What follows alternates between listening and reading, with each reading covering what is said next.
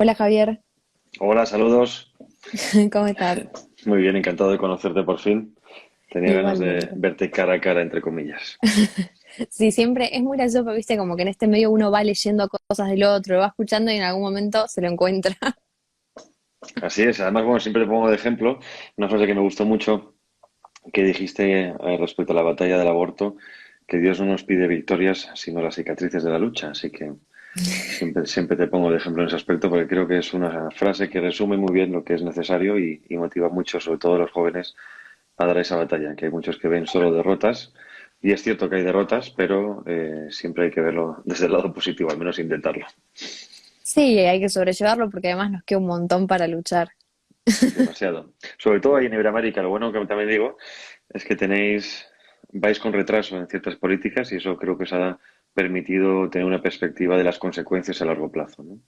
Hoy que vamos a hablar Sí, de la eutanasia, España ya veíamos las consecuencias, Europa del Norte en ese sentido no es que sea lo más cuidadoso respecto a ciertas vidas, pero igualmente se ha implantado y esto es la agenda que ya sabemos.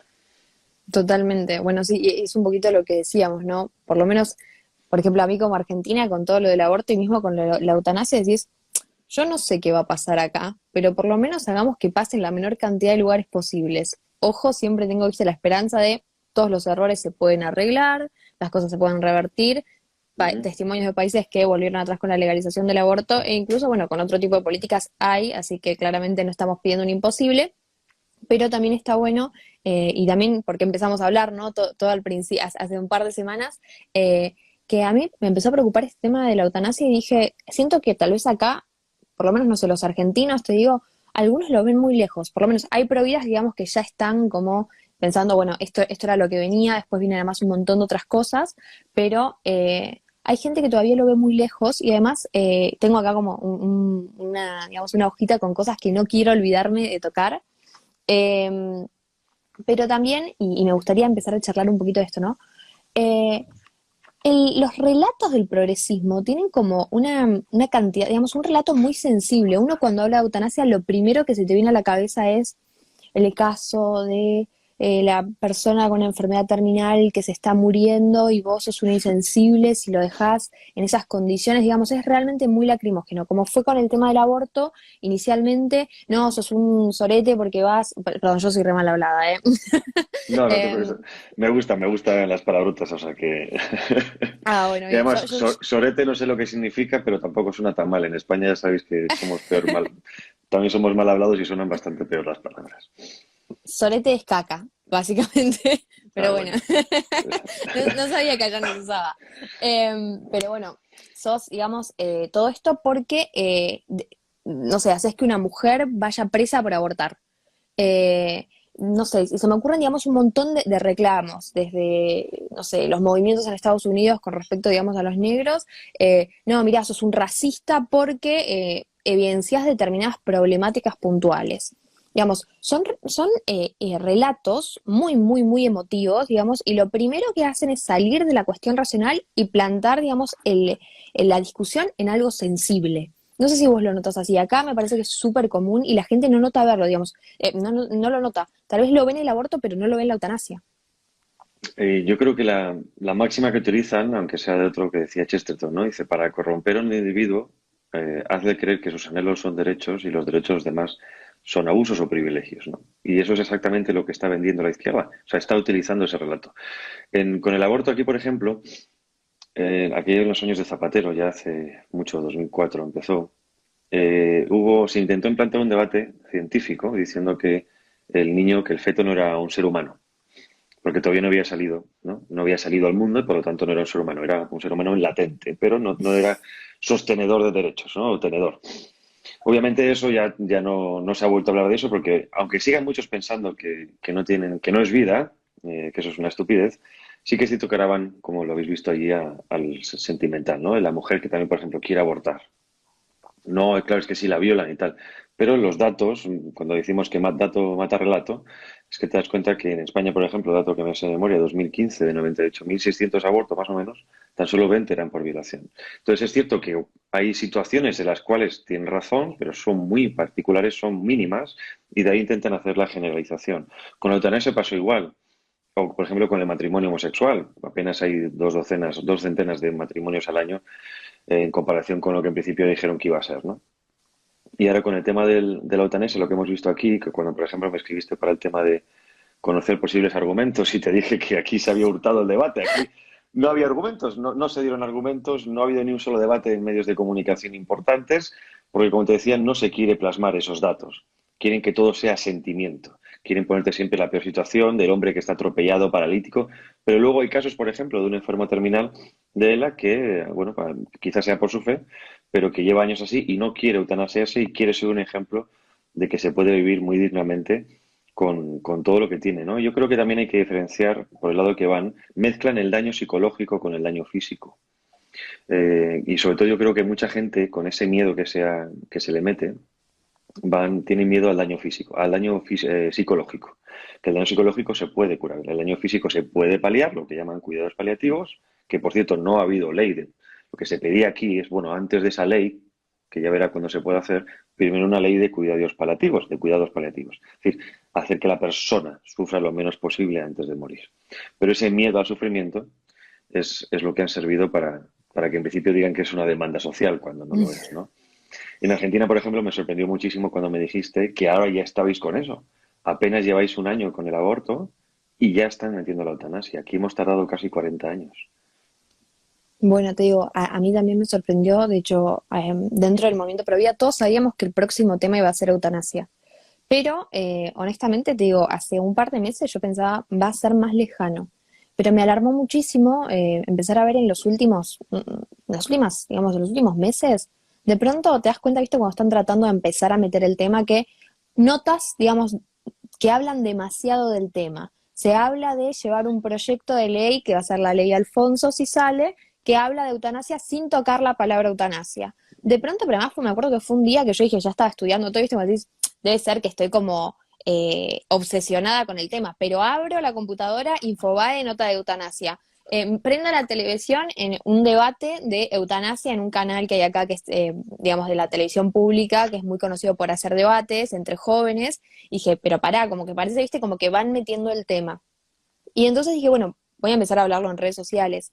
Y me sorprendió un montón ver que había tanta gente, incluso dentro de los que son pro vida, que no lograban ver que ahí también, digamos, que ese era el próximo tema, pero además que el relato terminaba cayendo en lo mismo, porque me decían, no, no, bueno, digamos, tal vez el discurso es más como de una cuestión, digamos, liberal, ¿no? Cada uno que haga con su cuerpo lo que quiere, si querés matar, matate, es distinto del aborto, porque el aborto estás decidiendo sobre alguien más. Cosa, bueno, con la que no concuerdo, ¿no? Pero digamos, no se daban cuenta de que en definitiva terminaban cayendo en este relato súper sensible, que el problema es que no podemos basar una política pública en una cuestión emocional que aleja totalmente la racionalidad de los datos, que es, digo, lo que yo veo, lo que me alarma. Ahora también tenemos aparentemente otro tema también con los derechos de los animales, pero eso me parece que va a pasar súper escondido. Pero la gente, digamos, cae en una situación en la cual o sos un insensible porque no compartís mi postura, o, nada, me cierro completamente a los datos porque lo importante es esa persona que está sufriendo, digamos, le dan un carácter de urgencia y de insensibilidad al que no comparte, que es muy difícil realmente oponerse a eso si uno no empieza a trabajar el tema con anterioridad. Eso es lo que hemos machacado mucho con la ventana de Overton, pura y dura. Es que es de manual y desgraciadamente funciona. O sea, si la llevas a cabo, por eso animo a este lado nuestro, digamos, a los que estamos en contra de todo esto, a trabajarlo en el tiempo. Es decir, ¿por qué tenemos que ir siempre a contra, después de las propuestas suyas? ¿No? Anticipemos eso. Obviamente falta mucho tiempo, pero no tienes que tener poder político, poder económico para tener unos medios de comunicación, pero aquí funciona igual. Entonces, políticas que la izquierda va a llevar a cabo en 10 años ya la están ahora transformando en la mente, o sea, haciéndola adaptable a la mente de las personas a través de series, a través de libros, a través de charlas, a través de el poder cultural blando que va ablandando el cerebro hasta que cuando ya recibes eso lo ves normal en el sentido de, bueno, o lo comparto porque he absorbido ese pensamiento y lo he hecho propio, o simplemente como está ahí, pues bueno, una cosa más, ¿no? Desgraciadamente eso está funcionando, así ha pasado aquí y así se está utilizando allí. Luego hay algo interesante que has dicho, y es un problema, que ya los datos no importan. En la política de la posverdad en la que estamos, que es puro sentimentalismo, es un sentimentalismo extremo, ya da igual los datos. Todo lo que importa es la ideología, el sentimiento, la persona. Y eso hace muy complicado el debate porque hay una entrevista que me gusta mucho, la comparto habitualmente, de un ex agente del KGB, Yuri Bezmenov, la podéis buscar en YouTube, bastante larga, hora y pico, pero hay varias, pero explica muy bien cuál ha sido la destrucción psicológica de Occidente por parte del KGB. Él decía que el 90% del ingreso, digamos, del presupuesto del KGB no era para temas militares, era para precisamente hacer la guerra psicológica a Occidente. Es decir, hacer que intelectualmente o espiritualmente Occidente se volviera contra sí mismo y que la destrucción había sido tal, o sea, que había sido mucho mejor de lo esperado, hasta el punto de que da igual que tú le plasmes a alguien la realidad dura, cruda, con los datos, que su cerebro no la va a aceptar.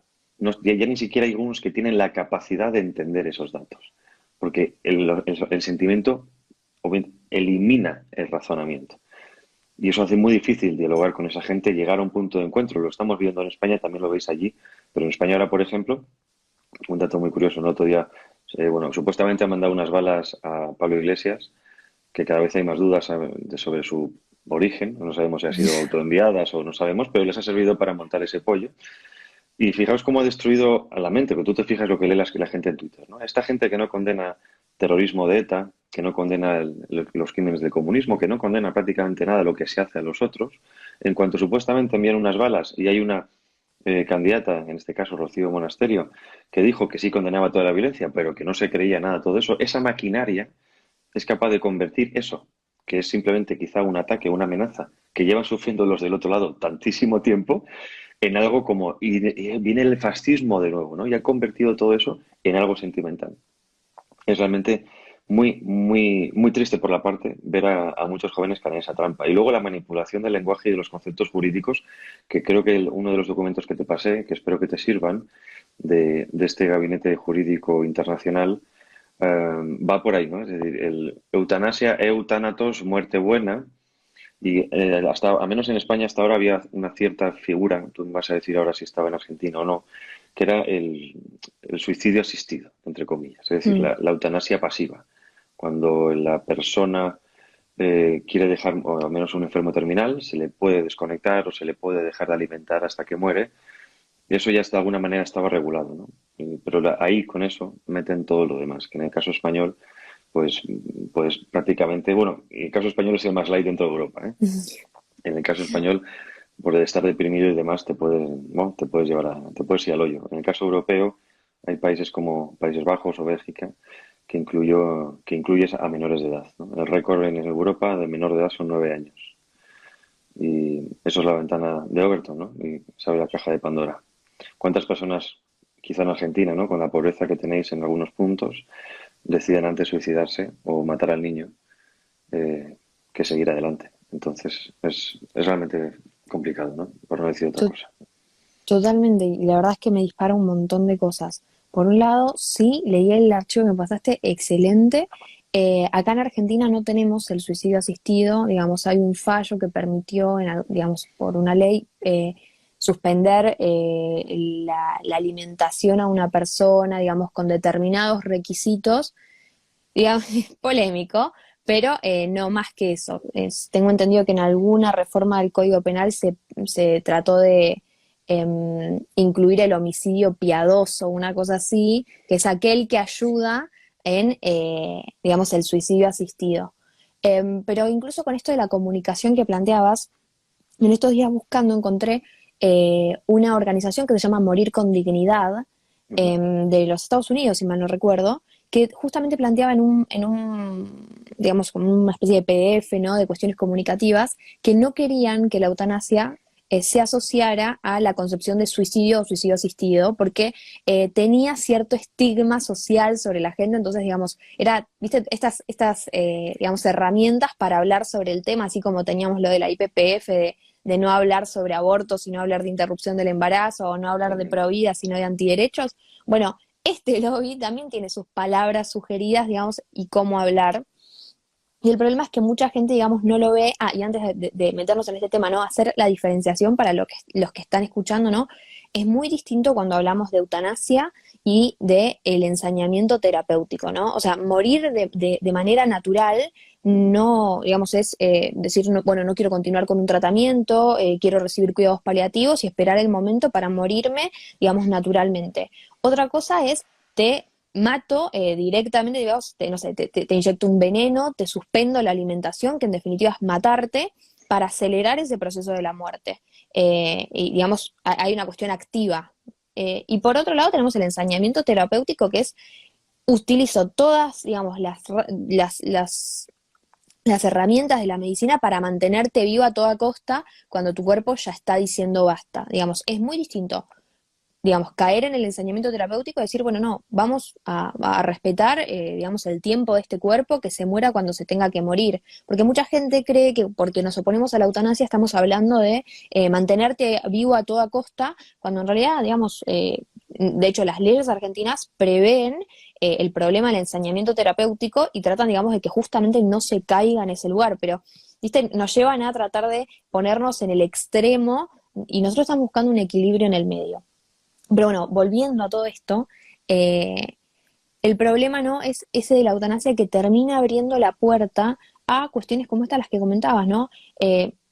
Suicidio asistido, digamos, en el fondo la eutanasia es un suicidio asistido, pero digamos por cualquier causa, ya no necesariamente necesita tener, eh, digamos, digamos, un futuro, en el futuro cercano, que la enfermedad sea terminal, que la persona vaya a morir. Hace poco leí un artículo, ahora no recuerdo bien qué médico, porque fue como una especie de, tuve como una semana de obsesión con la eutanasia y tengo 2 millones de archivos de cosas que quiero escribir. Em, pero leí un médico, si mal no recuerdo, de Países Bajos, de un centro de eutanasia, que decía que lo interesante de las leyes de eutanasia, por lo menos digamos lo que veía a nivel global, es que las más avanzadas, las mejores, se iban poniendo límites a partir de que aparecía el caso concreto. Con lo cual el límite de la ley se podía correr bastante y entonces casos que inicialmente uno diría, no, no entra en eutanasia porque es una persona con depresión, la depresión es, digamos, en la mayoría de los casos digamos, una enfermedad tratable sin ningún problema. Nada, entraba en el carácter de este dolor insufrible que Ujú. hacía que mi vida no mereciera ser vivida y entonces, digamos, por eso terminar accediendo a la eutanasia. Y accediendo, digamos, como que siempre todo se parte de la situación ideal. La persona con enfermedad terminal que decide voluntariamente mediante directivas médicas anticipadas, pero después no se encontraba otro país, también no me acuerdo, creo que también fue en Países Bajos, que tiene bastante al respecto, ¿no? Que decía Para dar y que tomar. sí, sí, que un 30% de las personas que dejan directivas médicas anticipadas sobre eutanasia no las termina usando, digamos, Ujú. como que quieren tener ese control sobre la muerte, pero finalmente no las terminan usando y terminan muriendo de forma natural. Con lo cual nos abre la puerta a decir, bueno, una persona que, por ejemplo, cae en un coma, hasta el último momento de su vida, que claramente tal vez no nos pudo comunicar, ¿quería efectivamente hacer cumplir esas directivas médicas anticipadas de eutanasia que tenía o no quería? Porque tal vez a último momento se arrepintió y no las quería. Y el problema no es de asumir, ¿no?, que podemos empezar a jugar con la muerte de la gente. Nos empezamos a creer dioses y por este miedo a la muerte, ¿no?, queremos tener todo controlado. Es que es completamente cierto. Ahí me gusta mucho ver lo que pasa en otros países, ¿no? En Portugal hace poco bueno, se mandó del Parlamento al Senado y dijeron que precisamente por el concepto que habéis dicho tú de dolor insoportable, que eran conceptos muy vagos y que tenían que definirse, porque por dolor insoportable pues me deja mi novia y hoy mañana me suicido, me tiro por un puente, ¿no? Hay gente que obviamente por ese momento de dolor quizá pueda tomar una decisión que después se arrepiente. Y es ahí donde es donde juega la izquierda en ese aspecto, ¿no? Los que promueven todo esto, izquierda, globalistas, como queramos llamarlo, juegan con el tiempo. Por eso quieren que todo sea rápido. Pasa lo mismo, por ejemplo, con la hormonación de menores, ¿no? Con la transexualidad en los menores. Cuando todavía alguien ni siquiera tiene el cerebro desarrollado, piensan que una sola expresión del niño por sentirse algo diferente ya vale para empezar a hormonar o incluso en el futuro a modificar los genitales, ¿no? Quieren evitar que esa duda legítima pueda convertirse en simplemente en salirse de esa postura. Y eso ocurre lo mismo con la eutanasia. Y ahí es donde se ha pedido que se diferencie, o que al menos se machaque mucho, el tema de la eutanasia voluntaria e involuntaria. Voluntaria es la que pide la persona, obviamente, en España ahora con esta regulación tiene que ser 2 veces por carta, por escrito, y con el beneplácito del médico, que también eso es otra cosa ética, ¿no? Es decir, ya el juramento médico, ya obviamente, ¿dónde queda? ¿No? Porque si supuestamente su única labor es sanar, ahora van a participar de eso, ¿no? En el caso, por ejemplo, el presidente del Colegio de Médicos de Madrid era contrario a la eutanasia, ganó las últimas elecciones y sí que se toca hacer campaña en ese aspecto. Es decir, nosotros estamos aquí para sanar, no puede usted obligar a nadie a eutanasiar a otra persona.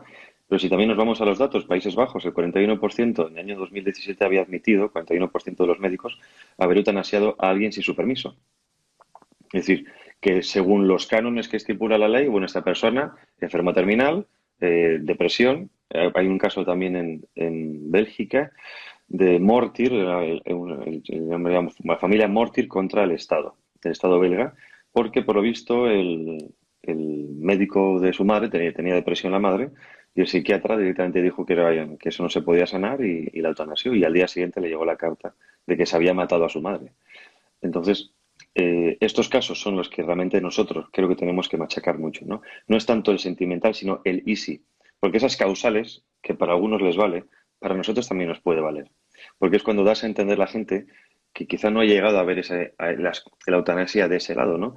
Tenemos a Christine Lagarde, la que fue directora del Fondo Monetario Internacional y actual Mm. presidenta del Banco Central Europeo, que las declaraciones en las que decía que, bueno, que los señores que vivíamos demasiado y que eso consumía muchos recursos del Estado, que a ver si nos moríamos, ¿no? Como por ejemplo también pidió un ministro japonés hace tiempo, que a ver si se morían los más ancianos porque el Estado gastaba mucho dinero en eso, ¿no? Creo que en España las pensiones están en torno al 40% del presupuesto, si no me equivoco, y obviamente hay un interés, en este caso, a eliminar gasto público, pero bueno, esto también es que viene hace tiempo, ¿no? Ya lo vienen diciendo. Escuché las declaraciones de vuestro presidente, que también venía a decir en un momento algo parecido, ¿no? Como los señores ya viven demasiados y esto no puede ser porque como no producen, entramos en esa pendiente resbaladiza, ¿no? De la vida como algo materialista y que si no produces no vales para nada. Eso es donde creo que más ha servido quizá en España. El problema, como te decía al principio, es que el debate está hurtado. No quiere. En España, el otro día salió un artículo que decía que la calidad de nuestros medios de comunicación eran de los peores de Occidente. O sea, lamentable, no, de verdad, lamentable, porque yo cuando os veo, por ejemplo, a vosotros en medios, ¿no? O a Agustín Laje o algunos otros líderes pro vida, que realmente podéis dar vuestros argumentos, o estáis en la calle, montáis en una manifestación y hay un partido político asociado a organizaciones, o que incluso podáis entrar en el Parlamento, como pasó con el aborto, a mí me dais envidia. Y a pesar de que en otros aspectos quizá estéis menos desarrollados, entre comillas, creo que tenéis una sociedad civil mucho más positiva, mucho más activa. Y eso significa que todavía tenéis mucha vida. Nosotros, desgraciadamente, creo que, por mal que me pese, España, Europa, moralmente o espiritualmente está muerta.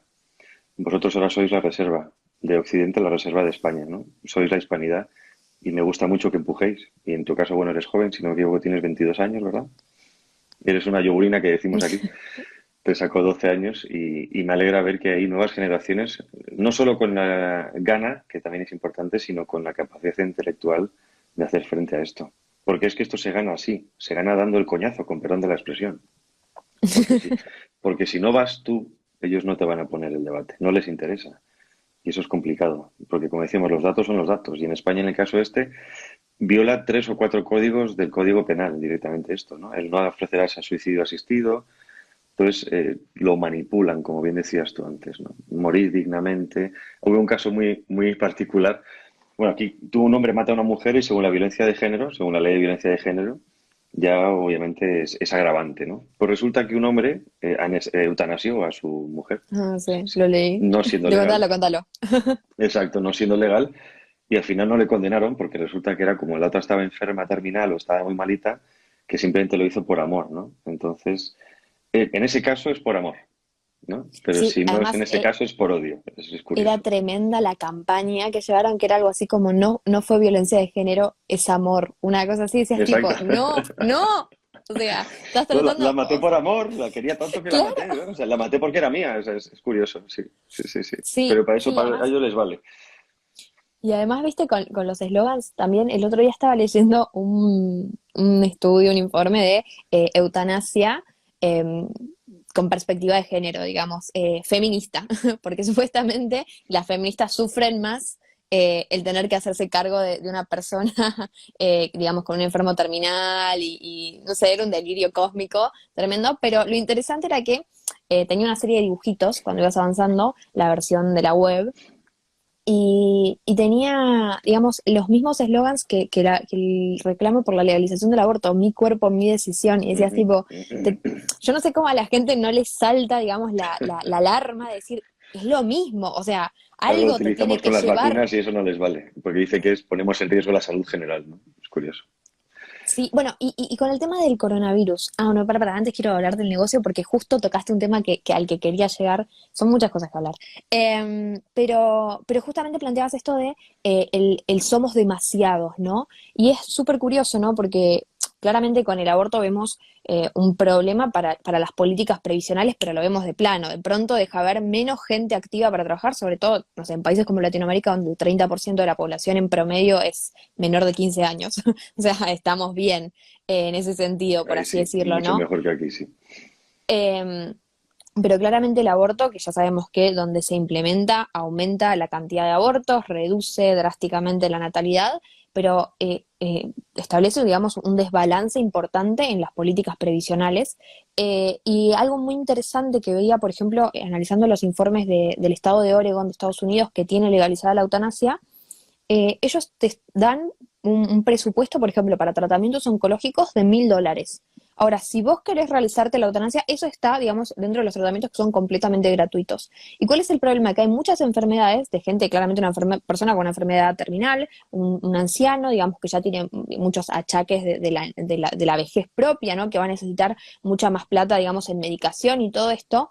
Si quiere continuar su vida, si quiere pelear por la vida, ve limitado, digamos, esa proyección a futuro por una cuestión meramente económica. El sistema de salud te da $1.000 digamos, para tu tratamiento oncológico. Ahora, si querés acceder a la eutanasia, no, ahí es gratis. Y lo triste, digamos, también buscando, haciendo, digamos, un curso de información con esta organización que se llama Morir con Dignidad, uno de los, digamos, una forma común para tratar para eutanasiar a una persona es una inyección de pentobarbital, si mal no recuerdo, que sale $400 la Ujú. inyección, con lo cual ahí ves claramente un ahorro de más del 50%. Y es muy triste que la gente, digamos, esto lo vea como algo nada, no salta a la vista, cuando además incluso las organizaciones que militan el tema de la eutanasia, pese a que muchas veces se dice que son, digamos, datos subestimados, pero en Canadá, en Países Bajos y en los países donde legalizan la eutanasia, se llega a cobrar entre el 2 y el 4% de las defunciones anuales solamente por eutanasia. Es una barbaridad, o sea, 2 o 4% parece un número muy chico,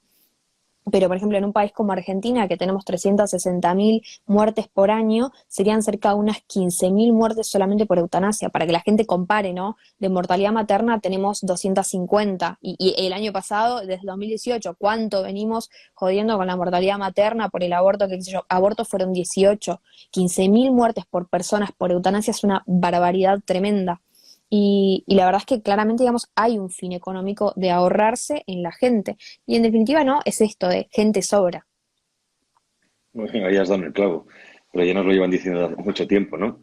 Sé que hay mucha gente que no ve esto de una manera conexa con el paso del tiempo, pero las políticas maltusianas, neomaltusianas, de que obviamente exponencialmente vamos a ser demasiados, que no hay comida para todos, pues, obviamente falacias, para junto con el cambio climático, ¿no? No tengas hijos porque contaminas, muérete antes, ¿no? Tener un En perro. fin, exacto. Pero con el dato económico es importante. Aquí se calculó en España entre los cuidados paliativos, ¿eh? O otra cosa no, pero cuidados paliativos, es decir, un enfermo terminal con todo lo que un enfermo muy complicado con todo lo que requiere, ¿no? Desde personal sanitario, alimentación y tal. Se calculó que el mes podía ser entre 10.000 y 15.000 euros. Eh, Obviamente, como bien dices, una inyección son 400, 500 euros, que eso va a alguien, a una empresa que la vende. Recordemos que también, como antes has dicho, lo del Planned Parenthood, se está forrando primero con el aborto y después de que descendiera el aborto, que por cierto, no sé si lo viste, Biden ya ha eliminado las restricciones para trabajar con tejido humano. Por lo tanto, el Planned Parenthood va a multiplicar sus ingresos bastante más. Y ahora, como le hizo mucho daño a Donald Trump, potenció el tema de la hormonación de menores. Y de ahí que podamos entender también esas políticas. Es decir, las promueven para destruir y además se benefician. Es doblemente perverso, ¿no? En este caso, reducir el gasto del Estado. Pero ojo, no es reducirlo por el bien del Estado, ni por el bien de la sociedad. Es reducirlo para que ellos tengan dinero para otras cosas. En España, bueno, igual que en Argentina entiendo, pero bueno, el Estado financia todo. Entonces, con el Estado estos grupos se dedican a subvencionarse y estamos hablando que en plena pandemia, mientras se cortaban algunas cosas, se seguían subvencionando y se aumentaron, por ejemplo, el presupuesto de los sindicatos. Es decir, que cuando hablan de dinero, que no hay dinero, es mentira. Hay dinero, lo que no lo hay es para lo que no quieren, que es para, obviamente, para el bienestar general. Pero el tema sobre todo es complejo económico porque la gente no lo entiende y creo que es importante que machaquéis. Habría, en tu caso, si lo estás investigando, vendría bien quizá para Argentina ver cuál es el gasto por argentino enfermo terminal para hacer los equivalentes, porque que la gente a veces cuando ve los costes económicos, ya cuando ve que la vida es dinero, eso es donde se va todo el garete. Estados comparativos, bueno, aquí por ejemplo en Suiza, más de 1.000 personas van todos los años a hacer turismo suicida. Es decir, van a que les maten a Suiza. Hay un vacío legal, no está regulada la eutanasia, pero sí el suicidio asistido. Entre comillas, ya sabíamos que no es exactamente lo mismo, porque puede ser eutanasia pasiva, que es lo que se entiende. Pero claro, se amplían los supuestos, ese vacío legal no se le acaba de regular y la gente va a hacer turismo. Como hay muchos que van a, yo que sé, a Bangkok a tener sexo con niños, pues la gente va a Suiza a matarse, ¿no? Otros casos, por ejemplo, de Países Bajos, donde los ancianos van a sistemas de salud de otros países, como por ejemplo Alemania, en la frontera, porque se ha demostrado que muchos que entran ancianos con problemas no salen, ¿no? Con el tema de, como decía antes, el 41% de los médicos ha eutanasiado a una persona sin permiso. Ahí demuestra cuál es el problema de la pendiente resbaladiza, de slippery slope, que la llaman en inglés, que es un factor con el que me sorprende también que muchos partidos no la usen, ¿no? Que, en España, por ejemplo, gradualmente, el primer año de abortos creo que eran 100, 200, ahora estamos en 100.000 abortos más o menos estables anualmente. Y hablo de abortos legales, ¿no? Que habría que ver luego lo que ocurre quizá en redes de prostitución, etcétera, etcétera. Pero lo que está claro es que eso es innegable, como tú bien has dicho antes, que una vez se aprueba, es imparable. Sobre todo porque no solo estadísticamente aumenta, sino que normalizas eso. Y luego, y van a ocurrir casos de, pongámonos la situación, ¿no? Alguien que quiere cobrar su herencia temprano y pues mate a su padre o a su madre para quitárselo de medio, o quizá a alguien, a un familiar que sea un problema, una carga. Mi abuela, por ejemplo, después de que tuvo un ictus, estuvo 5 años en silla de ruedas y entre la residencia y nosotros, pues obviamente la atendimos. Pero habrá gente que quizá económicamente no pueda costearse eso y diga, lo siento chicos, tenemos que matar a la abuela. Y se va a hacer, porque es uno de los casos que se acepte, ¿no? Aquí principalmente es daño psicológico o daño o sufrimiento psicológico o físico que consideran insufrible. Pero volvemos a lo mismo, ¿no? No sé en qué escala de dolor entra eso, ¿no? Si es que se puede medir esa escala de dolor, al menos comprensible para la gente. Sí, además incluso pensaba, ¿no? En esto que, para como también ver un poco, ¿no? Esto de la cuestión económica. Podemos decir 400, $500 que podría tal vez llegarle a salir al Estado la inyección solamente. Pero me acordaba en el último reporte financiero que tiene subido Dignitas en su web es del 2019. Em, y ponían, digamos, entre el balance que el servicio de suicidio asistido estaba 2.100, cerca de $2.100, ¿no? Y la verdad es que es lo mismo que con el aborto, ¿no? Un precio va a ser para el Estado, otro precio va a ser para Ujú. el usuario, digamos, está lo Exacto. que realmente sale y además, claramente, no todo el mundo acá en Argentina sería, no sé, casi 250.000 pesos por un aborto. Digamos, la gente, para que te des una idea, creo que si cobra 70.000 pesos en Argentina es un montón por mes.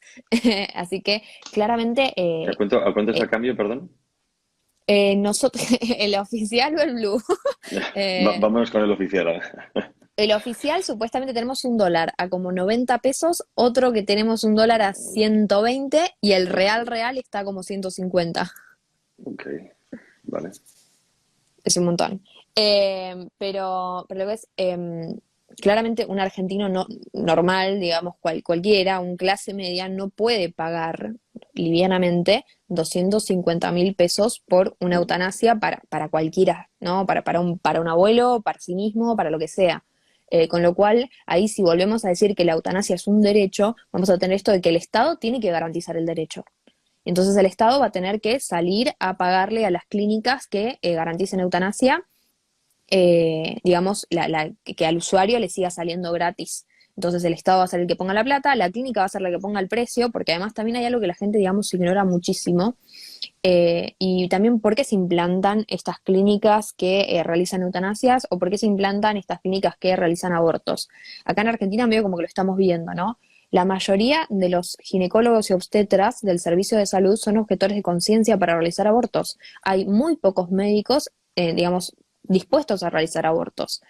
Hace poco teníamos la noticia de creo que el jefe de obstetricia del Hospital Materno Infantil de Salta, claramente digamos es la institución por excelencia en el servicio público para las cuestiones de maternidad, los embarazos de alto riesgo, ¿no? La que atiende más casos, eh, y el tipo abortista, medio como indignado, ¿no? Porque decía, el materno infantil no solamente atiende abortos, somos 3 médicos los que realizamos abortos y nos mandan a todos los de la provincia, los del servicio de salud pública y a los de las prepagas y las privadas, digamos, medicina privada, porque no realizan abortos y parece que solamente realizamos abortos. No podemos solos, digamos, necesitamos o que nos aumenten el presupuesto o algo, con lo cual ahí se ve, digamos, perfecto dónde está, digamos, el nicho para la clínica. Ah, yo voy a entrar porque no tenés especialistas que realicen abortos, porque nadie los, digamos, por nadie los quiere hacer, porque no tenés el presupuesto, pero pagame lo que yo te ponga como precio. Y lo mismo de vuelta, ¿no? Con la eutanasia. Hay una perversión de entrada, que es, o sea, el Estado en principio tendría que buscar la protección y la perpetuación de la vida en sus ciudadanos. Y si en principio no tiene la potestad para dar, o sea, para darte esa vida, tampoco tendría que tener potestad para quitártela. Justo acabo de leer antes, ¿no? Que ponía subvencionado, no que sea libre legal. Bueno, ese argumento lo van a utilizar igualmente a favor, porque van a decir, no, claro, es que si no es subvencionado, habrá una familia pobre que no se lo pueda permitir. Es Entonces, desigualdad. esto es desigualdad y solo va a favorecer, o sea, solo los ricos se podrán matar, ¿no? Entonces, por eso es que iba a decir una palabrota, pero lo llamativo de esto es ver que si esta gente piensa todos los caminos, todas las causales, y para su argumentación siempre tiene algo, ¿no? Es que siempre va a haber desigualdad por acá, ricos, pobres, eso del marxismo cultural que se entiende, tienen siempre una salida perfecta. Y es el problema, que si intenta regularla de alguna manera, van a hacerse siempre con ella y la van a aumentar antes o después. Es como la ley de la violencia de género igual en España. Y perdón porque me repita con esto. Si, obviamente, el Ministerio de Igualdad tenemos ahora 451 millones para un ministerio que se dedica a hacer estudios de por qué el rosa afecta psicológicamente a las mujeres y es machismo, ¿no? Es alucinante. Entonces, la ley dice, bueno, pues digamos que si los números bajan, tiene la justificación porque dice la ley funciona, por lo tanto, más dinero. Ahora, si los números no bajan, que no bajan, se mantienen prácticamente estables, dicen no funciona, por lo tanto, más dinero para que funcione. Entonces, hagan lo que hagan, siempre es más dinero. Y aquí va a ser exactamente igual. Estamos consiguiendo esto. ¿Por qué? Porque hemos matado transversalmente a niños de todas las edades y ancianos en todas las circunstancias. Por lo tanto, es una ley igualitaria. Lo digo simplemente por ese argumento. Pero esto ya lo hemos visto que en Portugal, se está debatiendo en Portugal. España es el sexto país en Europa. Argentina, o sea, en América, todavía no está regulado en ningún país, ¿verdad? No, hace poco tuvimos el debate en Colombia, me acuerdo, justo te estaba hablando a vos y al día siguiente de pronto no me había enterado que estaban en debate, sale que Colombia finalmente lo había rechazado, pero bueno, Colombia también no tiene aborto legal, pero está bastante como complicada con este tipo de políticas. En general son Argentina, Colombia y México. Pero no, por suerte, eutanasia por ahora en ningún lugar de Latinoamérica. Me gustó también lo que decís antes, que esa agenda, ¿no? Y además creo que también por comentarios que he visto por encima, la gente lo entiende. O sea, esto es una agenda que se trata de despoblar por arriba y por abajo. Primero matamos al niño por nacer y luego matamos a la gente que se quiera quitar de en medio. Y Pero, además, perdón, no, hago como dímelo, un pequeño aporte. lo que más Sí. me preocupa, perdón, y que no se te dejo, es o sea, cuando la gente dice, bueno, ¿qué personas van a hacer esto, no? Es decir, ¿por qué no quizá no legalizar y sí despenalizar algunos casos? Pongo el ejemplo de lo que de antes, ¿no? Digo, usted quiere matar a su mujer porque la mujer lo ha pedido, bueno, lo deja por escrito y ya está. Pero obligar a un sistema de salud a pasar a eso van siempre a por la máxima, ¿no? Y a veces no somos capaces de quedarnos con, tampoco hay que ir a por la mínima, pero esta gente, si nos fijamos, van siempre a por todas, no quieren puntos intermedios. Sí, y de hecho me parece, digamos, tres cosas. Las enumero porque si no después me las olvido. Pero por un lado, ¿no? Es decir, ¿a quién les damos esto, ¿no? En un contexto además que con las cuarentenas tan restrictivas, sabemos, digamos, donde se aplican, digamos, con más fuerza, que aumentan la cantidad de suicidios en Argentina, digamos, estamos teniendo un problema muy grande ahora con suicidio adolescente, porque los chicos por no poder ir a clases, por estar Ujú. tan encerrados, digamos, terminan cayendo en esto. Y por otro lado, los altos índices de depresión ante la incertidumbre de saber si conservo mi trabajo o no, o perdí mi trabajo, cómo voy a hacer para seguir viviendo. Digamos, ante todo esto pareciera ser que la solución fácil es que el Estado se desentienda. Yo no te voy a solucionar tus problemas porque ya te di, digamos, te doy la oportunidad de que vos decidas cuándo le pones fin. Digamos, realmente es muy terrible, qué redundante. Pero por otro lado, ¿no? Tenemos esto de el Estado, ¿no?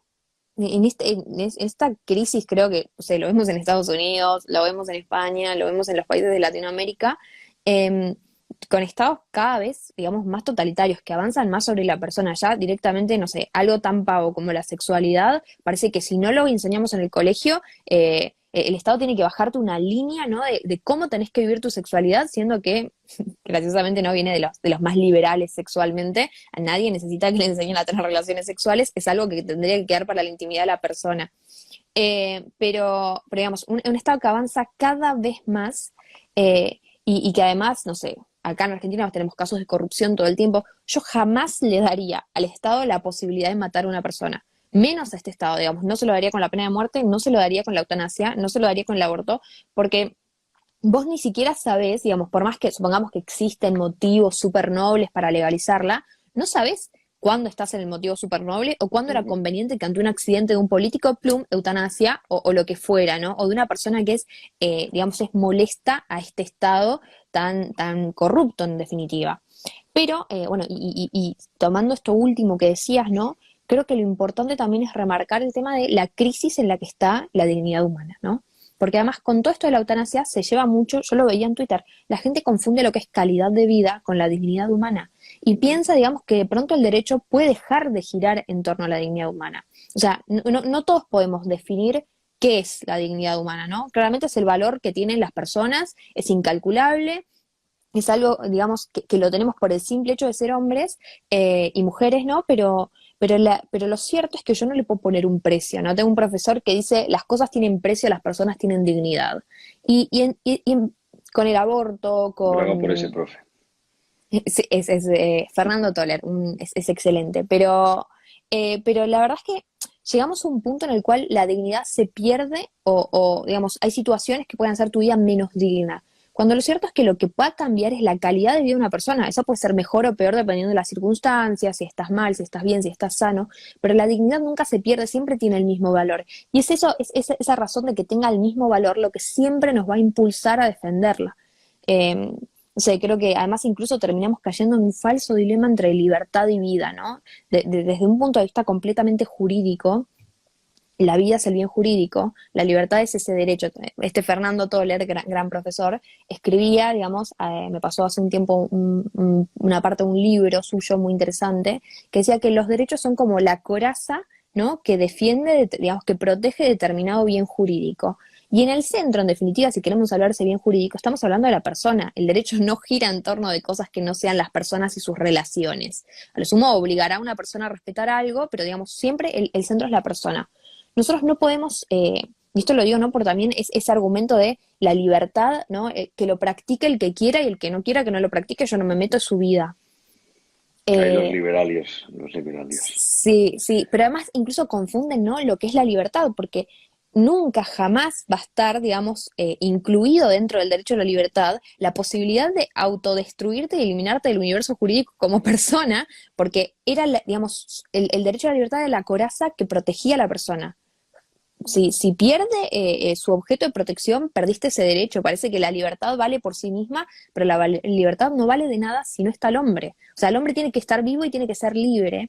Y además me acuerdo incluso que me querían debatir, ¿no? Citando a grandes liberales. Pero incluso Locke, ¿no? Sostenía esto de que uno defiende la libertad porque se presupone que tenés apego a vivir. O sea, no tiene sentido que defienda la libertad para morirte. No hay libertad sin vida, exactamente. Pero esa perversión lo que has dicho antes es que es justo lo que ha pasado aquí. Dice, no es que no hay una vida digna, si hay sufrimiento no es digna, ¿no? Y una cosa es la calidad de vida, o si no eres rico, con todo lo que estamos viendo, y aquí me voy un poco, si me permite, después voy a hacer algo conspiranoico, de las que me gustan.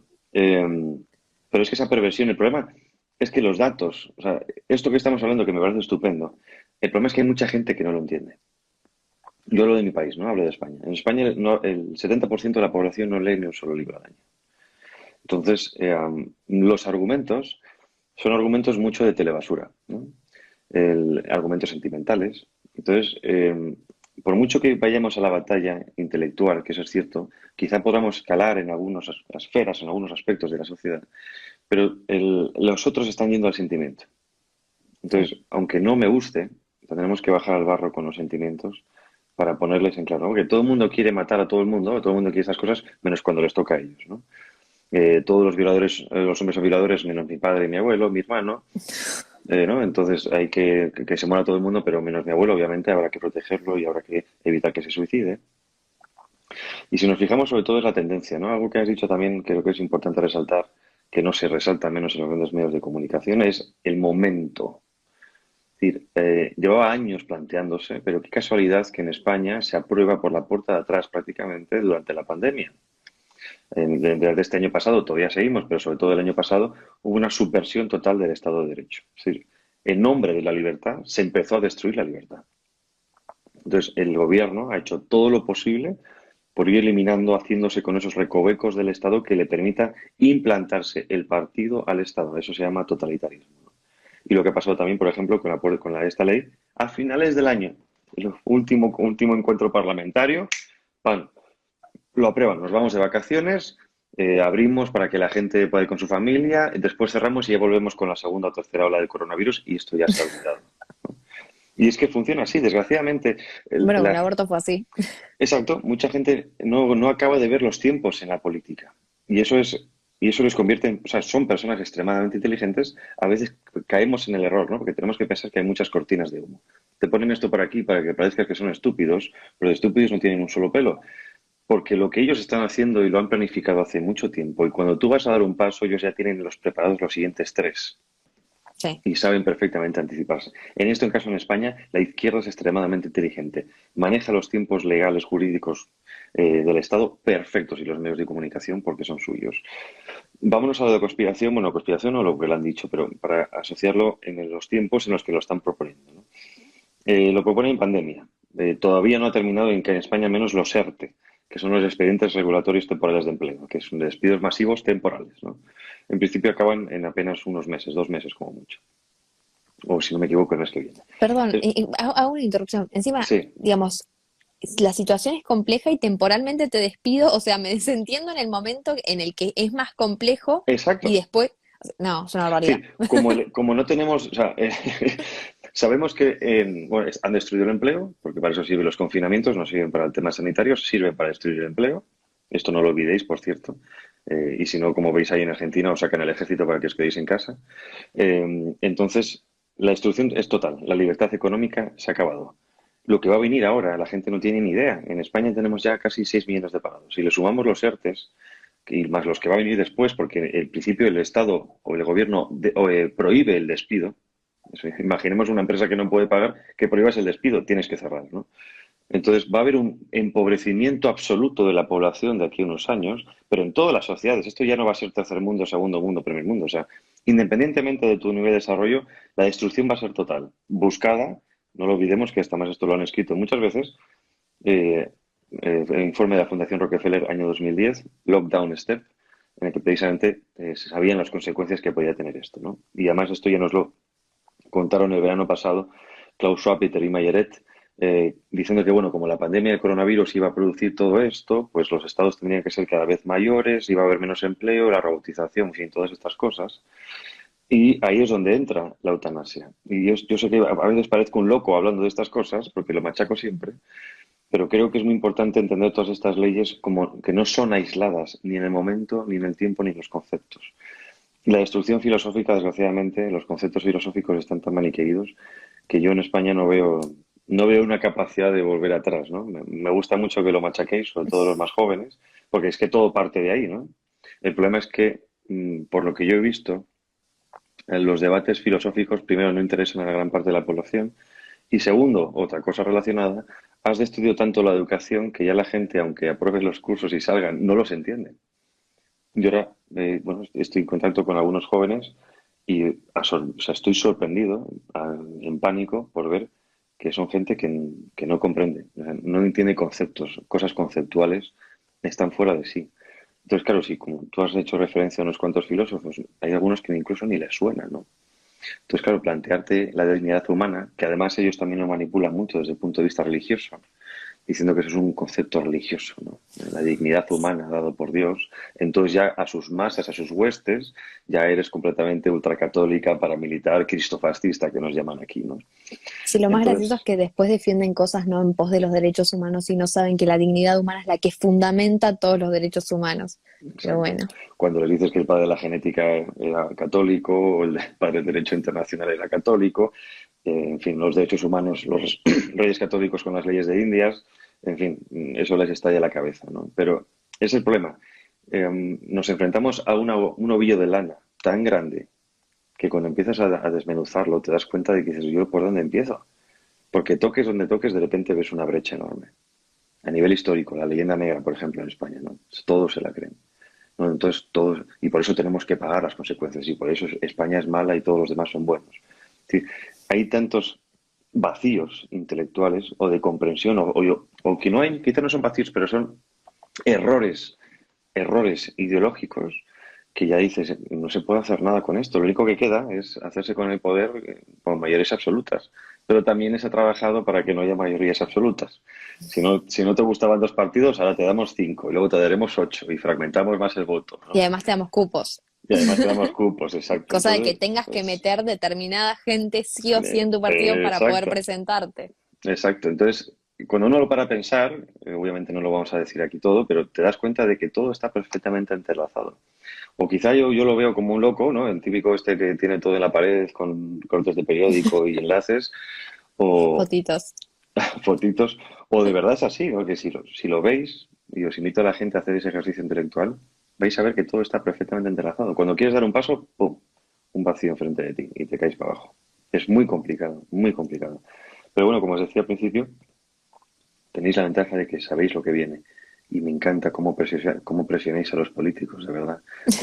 Mira, con aborto no te voto, creo que ha sido una de las campañas más exitosas que he visto últimamente, ¿no? Y luego los milagros, por ejemplo, en México, que desde que fue María Himalaya, esto me puso los pelos de punta, ¿no? Fue María Himalaya, que es una ex enfermera abortista, se convirtió y era testimonio de fe y de lo que hacía. Me contó que cómo fue allí, ¿no? Y entonces dio testimonio y desde entonces, todos los intentos de aprobarse el aborto, incluso en pequeñas regiones, no han ido adelante, porque hasta incluso los otros, parte de los diputados de la izquierda que presuntamente iba a votar, han votado que no. Entonces, en América están ocurriendo cosas que son inexplicables bajo puro razonamiento lógico. Así que espero que siga siendo así. Entonces, creo que ahora mismo sois esa región protegida y por eso se os acosa tanto, ¿no? En España hemos sido destruida en 40 años por todo lo que ha significado y la envidia de algunas cosas, el rencor también, es cierto. Y ahora es América, o sea, en la Hispanoamérica. Es como el legado de lo que es la hispanidad, ¿no? Católica, con todo el respeto a todas las demás profesiones, hay que destruirlo, porque, lo digo siempre, somos los únicos que creo que podemos ofrecer una alternativa estable, viable, demostrada a través de 400 años de otro mundo es posible. Porque queramos o no, todo está como visión con respecto a los que lo sean, viene parte del protestantismo anglosajón, ¿no? Materialismo, etcétera, etcétera. Pero en fin, no me quiero meter en camisa de once varas, que luego hay gente que nos insulta. Pero eso es otra paja mental, como decimos aquí. ¿Qué te iba a decir? Sí, además, yo creo que tiene que ver en muchos casos, ¿no? Con lo conservadoras que son las sociedades. E incluso en Latinoamérica, yo me lo pasé todo el verano estudiando y para publicar un nuevo libro sobre una investigación que hice sobre un estudio comparativo de aborto en 15 países de Latinoamérica. Y es increíble porque Centroamérica, que tiende a ser, digamos, la zona más conservadora, las sociedades son más conservadoras, tal vez como México está bastante aún así igual está mejor que Argentina, creo, pero digamos está como bastante bombardeada con la agenda de ideología de género. Argentina, que es básicamente, podríamos decir, la cuna del progresismo de Latinoamérica, y después tenemos Colombia, también algo muy fuerte. Pero países como El Salvador, Nicaragua, Honduras, República Dominicana, que encima ahora, digamos, les están pegando con fuerza con el tema del aborto, vemos que toda la cuestión del aborto que ocurrió en Argentina, ellos tratan, digamos, de prever. Honduras, digamos, un par de días después de que se aprobara la legalización del aborto en Argentina, semanas, fue y blindó su constitución para hacer, digamos, la protección del niño por nacer, de la vida del niño por nacer constitucional, y que además impedir ya en la constitución cualquier legislación abortista. Algo fantástico. Pero incluso en esos países, digamos, el ensañamiento que están teniendo, o El Salvador, que tiene aborto completamente ilegal y no admite ninguna causal, y aún así no tiene presas por aborto, digamos, llegó, ¿era El Salvador o era? Creo que sí era El Salvador, a los objetivos de muerte materna, digamos, de la Agenda 2030, 18 años antes de lo previsto. Si no era El Salvador, era alguno de los que estaban ahí, pero bueno, se los debo, pero se me mezclan. Pero lo cierto es, digamos, tratan de legalizar el aborto, de restringir la libertad religiosa, de no permitir la objeción de conciencia, y probablemente, digamos, la eutanasia aparezca dentro de poco con la Corte Interamericana de Derechos Humanos, que dicho sea de paso, recibe, por ejemplo, de la Unión Europea para determinados proyectos puntuales de la Corte, la OEA. El otro día miraba el reporte financiero de 2019, 119 millones de dólares de la Unión Europea. ¿Qué tiene que hacer la Unión Europea en las Cortes de Justicia de los Estados Americanos? Andás a ver. Pero bueno, quería, digamos, ya para no retenerte mucho más tiempo, porque estamos casi por cumplir la hora y es tarde para vos, cerrar con una idea, digamos, algo que me quedó cuando lo comentaste, ¿no? Esto de los cuidados paliativos, ¿no? O digamos, le vas a llevarlo a números. Eran dos cosas. Por un lado, ¿no? Resaltar el hecho de que, por ejemplo, en Argentina, pese a que los cuidados paliativos son un derecho, solamente el 5% de las personas que, digamos, están en situación de recibirlos por tener una enfermedad terminal, tengo 2 minutos, la puta, perdón, solamente el 5% lo recibe. Y supongo que quedará para otro momento, ¿no? Pero existe una cuestión emocional y a la cual nos quieren llevar a ser, digamos, los insensibles, pero lo cierto es que aquel que no se preocupa, digamos, ves a una persona que la está pasando mal, que está en una situación terminal, que está ante una situación de un posible suicidio, y no la ayudas, yo creo que el insensible no es el que se preocupa y pelea por la vida. De hecho, los especialistas en cuidados paliativos dicen justamente, digamos, alertan que el suicidio, digamos, ver el suicidio como una situación, digamos, una decisión final, única e incambiable, es justamente uno de los problemas para prevenir el suicidio. Y otro problema es que la gente que está en situación, digamos, de pedir la eutanasia, muchas veces, digamos, mediante encuestas lo que expresan es mal sistema sanitario y que se sienten una carga para las familias. O sea, el problema es que la gente, digamos, las familias le están haciendo sentir que son una carga. Pero bueno, estamos en un minuto, voy cerrando. Mil gracias por esta charla, la verdad es que estuvo buenísima, ojalá podamos volver a repetirlo, porque además creo que hay un montón de temas, nosotros siempre miramos a Europa para alertarnos, y además porque Nos es deja mal tardísimo. lugar, pero bueno.